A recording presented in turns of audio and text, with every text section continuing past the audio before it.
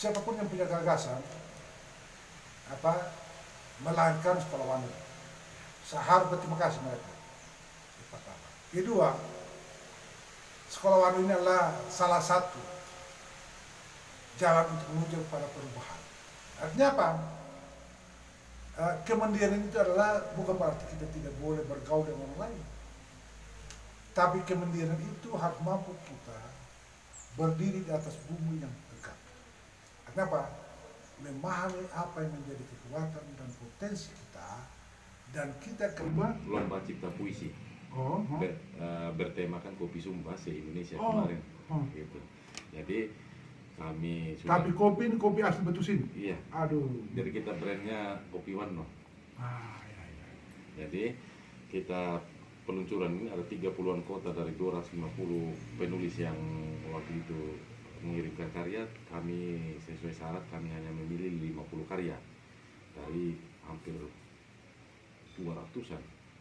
Akhirnya dari 50 karya itu terdiri dari Kali ini yang menulis tentang kopi. ya. Jadi terdapat 43 peserta saja untuk 50 karya puisi yang harus dibukukan dari 30-an kota di Indonesia. Jadi kita besok acara Bapak kita online offline-nya kita di sini, online-nya bahwa kita 30-an kota peserta ikut semua, terus tamu undangan penyair besarnya kita Yayasan Hari Puisi Indonesia di Jakarta hadir fisik besok tiba, sama dosen Fakultas Ilmu Pengetahuan Budaya.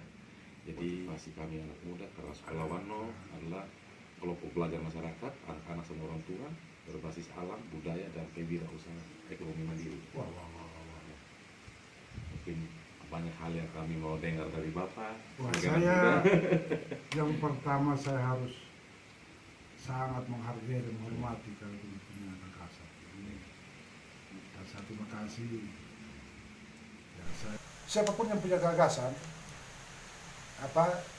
melahirkan sekolah wanita, saya harus berterima kasih mereka. Itu pertama. Kedua, sekolah wanita ini adalah salah satu jalan untuk menuju pada perubahan. Jadi konsep yang dibawa oleh sekolah wanita berubah cara berpikir kita, berubah memahami peluang yang terjadi, dan berubah untuk memahami potensi Yang mengarah pada ekonomi kementerian. kemandirian. Artinya apa? Kemandirian itu adalah bukan berarti kita tidak boleh bergaul dengan orang lain, tapi kemandirian itu harus mampu kita berdiri di atas bumi yang tegak. Artinya apa? Memahami apa yang menjadi kekuatan dan potensi kita, dan kita kembangkan dengan lewat inovasi dan kreativitas.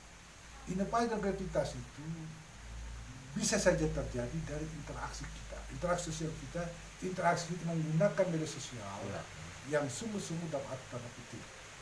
Jadi media sosial sekarang, pengembangan di bidang teknologi dan komunikasi, ini satu hal merupakan hasil peradaban manusia dan harus digunakan secara bertanggung jawab.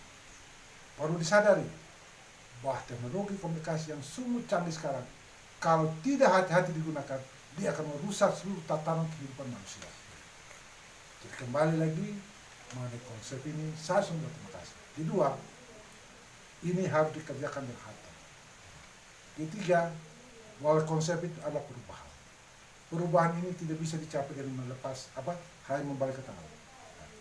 Perubahan ini hanya bisa dilakukan dengan proses pembelajaran yang tidak berkesudahan. Inilah yang mungkin saya bisa bahwa orang muda harus mampu menolong diri sendiri. Itu prinsip. Orang muda harus, dan ciri khas dari orang muda adalah tidak pernah puas.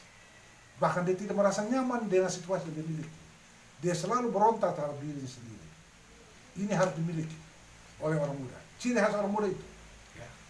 Dia tidak boleh merasa nyaman.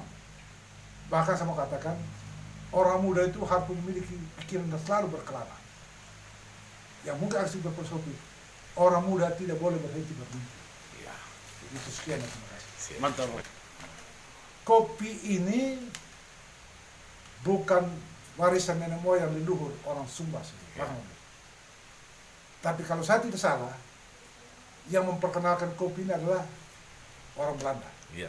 Mungkin salah satu peninggalan orang Belanda yang positif. Iya. Di balik kenegatifannya dia menjajah kita, menghina kita sekian ratus tahun, tapi ada yang ditinggalkan. Nah, sekarang bagaimana tugas orang muda adalah, kopi ini adalah mengharta.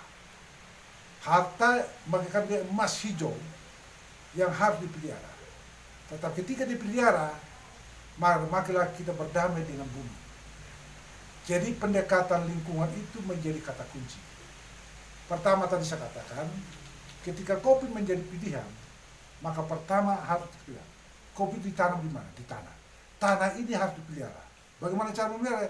Dengan pendekatan-pendekatan yang berwawasan lingkungan itu, memanfaatkan potensi yang ada di sekitar kita, dia menjadi pupuk organik. Inilah satu cara. Pendekatan ini akan sangat-sangat menolong kita untuk mempertahankan mutu. Ke depan, dalam persaingan yang sangat terbuka, maka kualitas adalah satu hal yang tidak bisa kita tawar-tawar. Orang akan tetap datang di sini kalau dia bisa menikmati barang-barang berkualitas yang sungguh-sungguh menjamin kehidupan dan kesehatan manusia. Ya, itu prinsip. Jadi kopi adalah masa depan bagi milenium, masa depan bagi generasi, dan generasi muda tidak boleh berhenti beraktivitas. Orang muda tidak boleh berhenti untuk mimpi, tapi mimpi yang membumi. Jangan mimpi di atas awam. Jangan pernah mimpi menjadi sesamamu yang berhasil di Jakarta, kau terlalu tidak. Kau bermimpi di atas bumi pada teman ini. Itu pesan saya. Terima kasih. Kopi itu sesungguhnya dia pahit. Yang pahit itu tidak selalu menjadi racun. Kopi racun itu kopi. Jadi yang pahit itu dia selalu memberikan kehidupan. Tidak selama yang manis itu mendatangkan kehidupan. Bisa juga manis menjadi racun. Jadi kopi dia sesungguhnya pahit, tapi dari pahit itu kita belajar tentang kehidupan untuk hidup lebih bagus.